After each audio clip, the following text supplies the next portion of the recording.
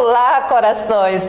Já comecei aqui morrendo de rir, né? Porque a gente fica ouvindo coisas aqui no estúdio e é bem bom porque a gente já começa descontraído.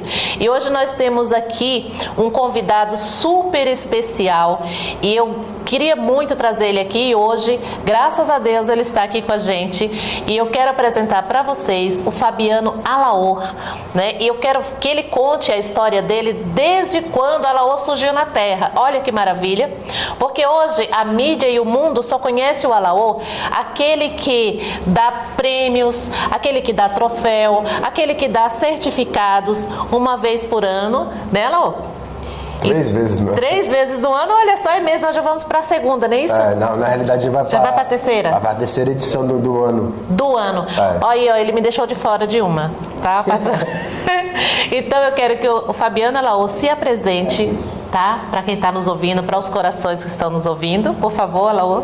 Meu nome é Fabiano, primeiramente um prazer, né? Agradeço pelo convite, Vilma, que Deus possa abençoar a sua vida e continuar te dando aí esse dom da comunicação, que é muito importante, até para incentivar outras pessoas que se venham para fazer parte aí, né, dessa área tão boa, tão legal, tão bacana que é a comunicação. É verdade, Alaor, você tem toda a razão. E eu amo o que eu faço, né? Eu acho isso muito legal, que você também, né, ama o que você faz, porque não é fácil, eu sei que não é fácil, mas nós vamos começar a trajetória do Alaor, vou perguntando para ele, porque provavelmente vai render a nossa entrevista. Quem acompanha o Minutos para o Seu Coração, sabe que nós fazemos entre 1 parte, 2 partes, 3 partes, até terminar a história do nosso entrevistado, porque isso fica registrado para quando alguém for pesquisar quem é o Fabiano Alaor, vai saber quem é o Fabiano Alaor, né? Então vamos saber de onde surgiu. Onde nasceu, Fabiano? Bom, eu nasci em São Paulo, no bairro do Cambuci, porém minha família, ela mora na região do Lausanne, a minha tia, o meu tio. Mas eu já fui para várias regiões de São Paulo, já morei em vários bairros de São Paulo. Vários bairros. Isso. Como foi a infância do Alaor? Minha infância foi uma infância bastante conturbada, porque a gente, né, quando tem pessoas na família que tem problema de alcoolismo é muito difícil. Sim. Mas foi uma infância bastante alegre, que desde pequeno, desde de 6 aninhos, 7 aninhos, eu já tinha os traços de fazer algo para alguém, né, de ajudar. Na escola, eu lembro que quando eu tinha 6 para 7 anos, lá na creche tinha aquele grupo, os grupos de música, né, das crianças, e eu lembro que eu gostava muito de tocar guitarra de brinquedo. Olha! Aquela música do Rolling Stone, era um garoto como eu, aí eu ficava tocando com as crianças lá.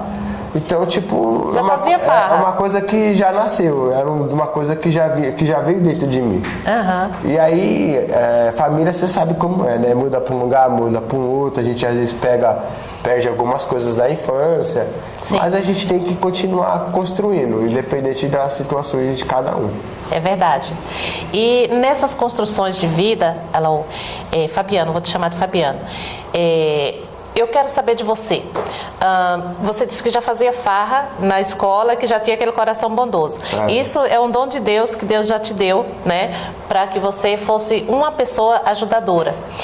E eu quero saber, assim, tipo, escolaridade, até quando você foi? Não, então, teve uma fase da minha vida que eu parei de estudar, porque aí eu tinha que fazer algumas escolhas entre a escola, entre trabalho, entre ficar em casa, entre ajudar isso e ajudar aquilo.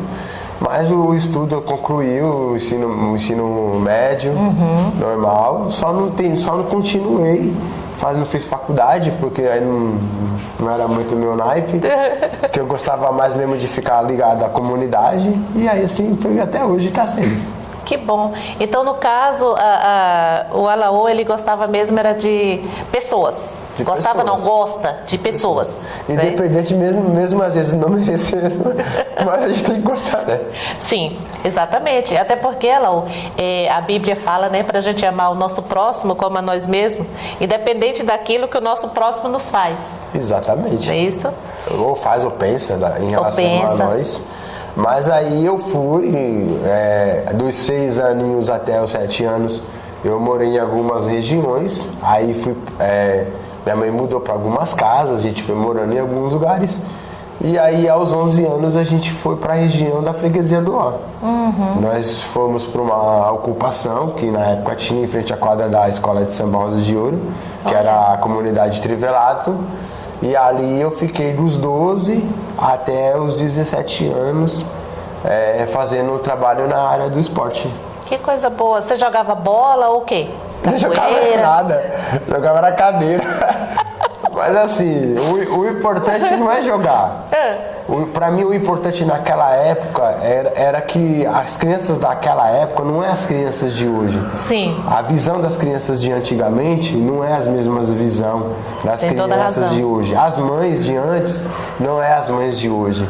Antigamente uma mãe sabia educar o filho, Verdade. sabia corrigir, sabia repreender ele no momento que era necessário. Sim. E as de hoje completamente abandonou, largou A maternidade. a maternidade para que a sociedade tome de conta. E não é assim. Acho que filho você tem que educar, tentar pôr na mente dele que a criminalidade não compensa, que isso, uma coisa não compensa, que vai ter várias sequências. E eu comecei aos 12 anos, pegava as crianças lá no Singapura, fazia a rodinha de capoeira e inventava que eu era professor de capoeira. Meu Deus. E aí comprava Que legal. aí eu frequentava a academia do Mestre Natal lá na Brasilândia, que foi um dos mestres de capoeira referência na região da Zona Norte, o Mestre Natal. E aí eu ia pra academia aprender na academia e ia pra comunidade aprender o que eu tava já aprendendo na academia ainda.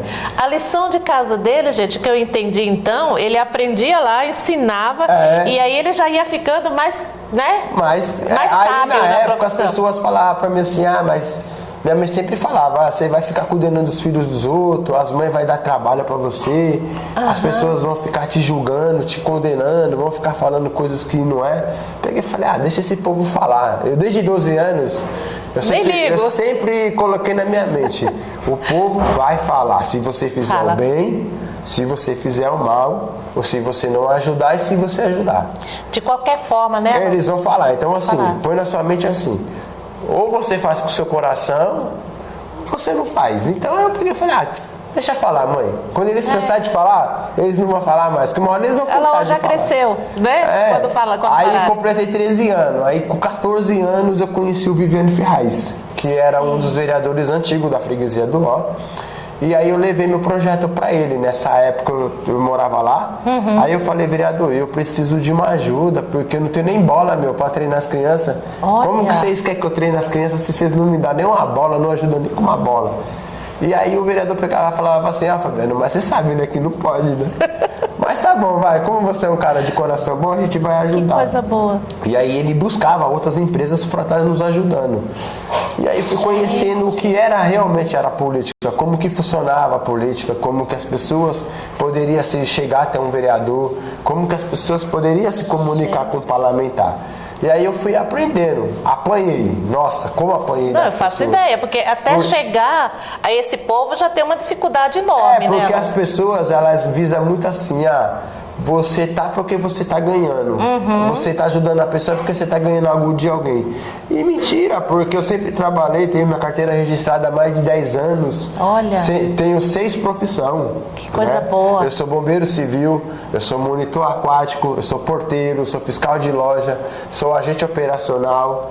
Então, tipo assim, as pessoas, elas julgam você pela capa. Sim. Mas elas não sabem a sua vida, o seu dia a dia, Conteúdo. as dificuldades que você passa, as provações nas quais você tem que passar. Sim. Ninguém sabe nada disso, as pessoas só vê o lado positivo do Alaú. O Alaú é um cara influente, o Alaú está no mercado da TV, no mercado da comunicação, mas ninguém pergunta para o Alaú se o Alaú tem um prato de comida para comer, se o Alaú está bem, se a saúde do Alaú está legal. Então, assim, mas só que você tem que continuar lutando. Ou como o Alaô chegou lá, não é verdade? Que como você está falando, apanha muito para poder viver, né? E as pessoas não querem saber, Alaô. Você falando aí, eu vejo que às vezes a pessoa chega numa estante de livro, numa biblioteca, né? Eu gosto muito de usar isso também, e tá lá vários livros. Então ela vai escolher o livro pela capa. Exatamente. Nem lê o epílogo, né? O que está lá escrito, o que significa o livro. Às vezes olha só a capa e já compra o livro. Né? Compra. Eu tenho uma história aqui para contar para vocês que estão em casa. As pessoas falam assim, mas por que que hoje o Alaú sumiu das comunidades? Por que que hoje o Alaú não faz mais projeto dentro de comunidade? Aí eu falo para as pessoas, porque o Alaú, quando ele fazia projeto dentro da comunidade, ele não era valorizado pela comunidade.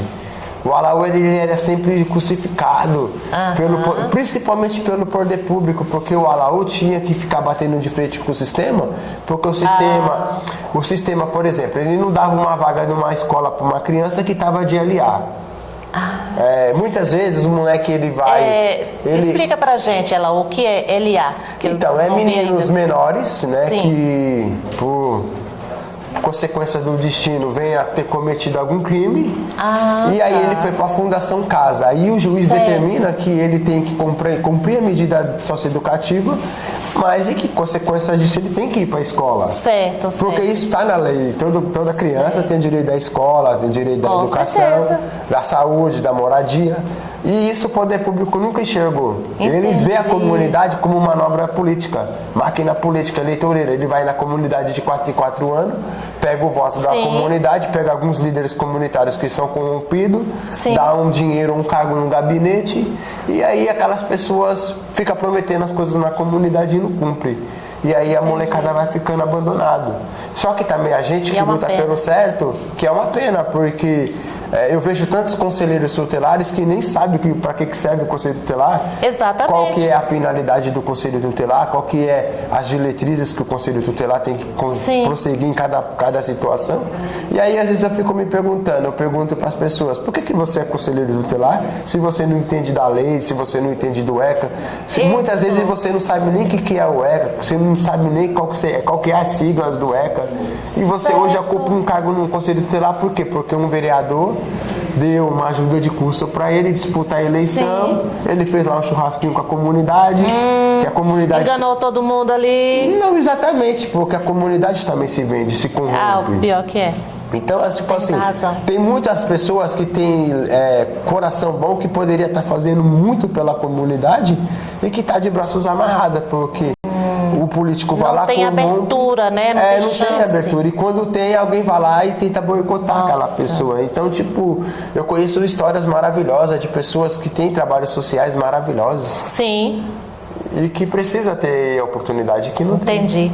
Gente, como a gente tinha falado no início da nossa entrevista, que papo gostoso. O tempo passou que a gente nem percebeu, né, Lau? Então, ele vai voltar para a gente continuar esse papo, viu? E no final da nossa entrevista, eu sempre peço para deixar uma frase de incentivo. Isso você tem muitas, com certeza. A primeira que eu posso deixar uma grande aqui, para as crianças principalmente: criançada, vocês que nasceram com dom, nunca desista, independente das dificuldades que vocês venham a ter, não desista jamais. Como minha mãe sempre dizia, quem tem brilho nunca vai ficar na escuridão. E quem já está no escuro, continuará no escuro, porque não tem o dom de brilhar. Então não adianta você querer apagar o brilho de quem já tem brilho. É verdade. Né? Isso me lembrou de uma historinha que a gente fala no próximo episódio. A serpente e o vagalume. Alô, vamos deixar um coraçãozinho aqui para os nossos corações? Beijo, corações. Tchau.